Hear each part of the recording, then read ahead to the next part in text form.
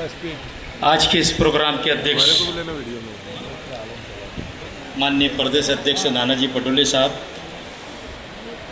मंचों पे बैठे हुए तमाम नेतागण, आज का जो प्रोग्राम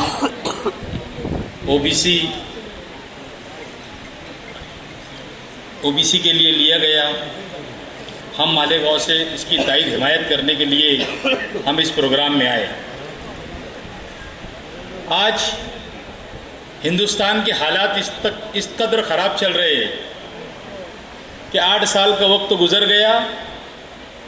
मोदी जी की सरकार ने जितने छोटे समाज थे सबको नीचे करके और अपने खुद के ऊपर बैठ के और शहर देश के ऊपर राज कर रहे। महाराष्ट्र के अंदर भी यही हाल है। ईडी की सरकार आई, पूरे बच्चों के मुंह पे हो गया 50 खोके एकदम ओके। ईडी क्या चीज थी ये किसी को नहीं समझता था आज तक के। बाकी मोदी जी की सरकार ने दादागिरी के बल के ऊपर हम लोगों को कैद करके रख दिया। और ये ऐसी कौन सी इनके पास मशीन है कि अगर ईडी की कार्रवाई कांग्रेस वाले पे होती है, राष्ट्रवादी कांग्रेस के ऊपर होती है, शिवसेना के ऊपर होती है, मगर उनके पास जाकर मुलाकात हो जाती है, जब ऑफर आता है कि आपको बीजेपी में आ जाना है तो रातम रात वो उसका सब पाप धुल जाता है। मोदी जी, आपने 8 साल शहर के ऊपर राज कर लिया। हम हिंदुस्तान के लोगों का फर्ज हो गया कि आपको आराम करने का मशवरा देना चाहिए। आपने बहुत काम कर लिया, आपको अब आराम की जरूरत है। मैं पीछे 4-5 रोज पहले राहुल जी के टी शर्ट के ऊपर मैं एक पेपर के अंदर पढ़ रहा था। अगर राहुल जी ने 40-50 हजार का टी शर्ट पहना तो गलत क्या किया? तुमने तो हमको 15 लाख की जो टोपी बनाई थी, आज तक हमको समझ में नहीं आ रही कि ये टोपी कहीं काम आ रही। महाराष्ट्र की सरकार ये इतना झूठ बोलने के अंदर माहिर है। सरकार बनी, सुप्रीम कोर्ट का फैसला आया, लगे पेड़े लड्डू बांटना चालू कर दिए कि हमने ओबीसी के लिए डाटा जमा किया था, इसके ओबी का आरक्षण हो गया।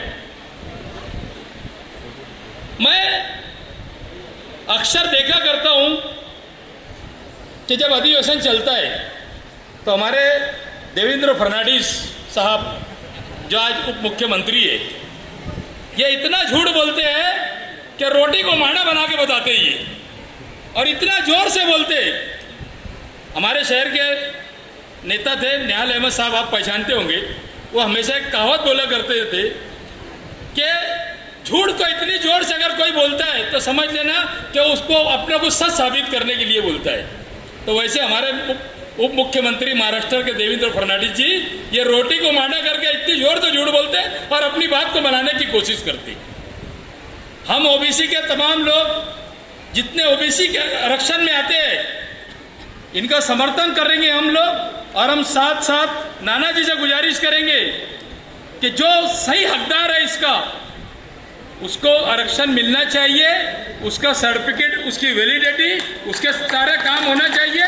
आज देखो जिसको वो नकली ओबीसी बना लेता और अपने आप को सारा वो भी साबित करने के चक्कर में देता। मैं ज़्यादा बात तक बोलते हुए मेरी यही 2 बात थी कि सब मिलजुल कर हिंदुस्तान के अंदर राहुल जी गांधी जो पद यात्रा कर रहे हैं, अपन भी शहर के अंदर अपनी पद यात्रा जारी रखे। कारपोरेशन के इलेक्शन, जिला परिषद के इलेक्शन, पंचायत समिति के इलेक्शन, सब इलेक्शन अपने पास अभी शुरू होने वाले हैं। मैं समझता हूँ कि जनवरी-फरवरी के अंदर सारे इलेक्शन हो जाएंगे। हम नाना से यही कहेंगे मालेगांव के लिए भी कि हमारे को भी जल्दी से सजेशन दिया जाए कि हमारा अगला कदम क्या होगा। अब एंड टाइम पर अगर कोई कैसा बोलेंगे किसी से ये करने का तो हम नहीं कर पाएंगे। आज आपका जो भी सजेशन रहेगा हम आपसे मुलाकात करेंगे। प्रोग्राम के बाद 5 मिनट का वक्त हमको दे दीजिए। शुक्रिया, जय।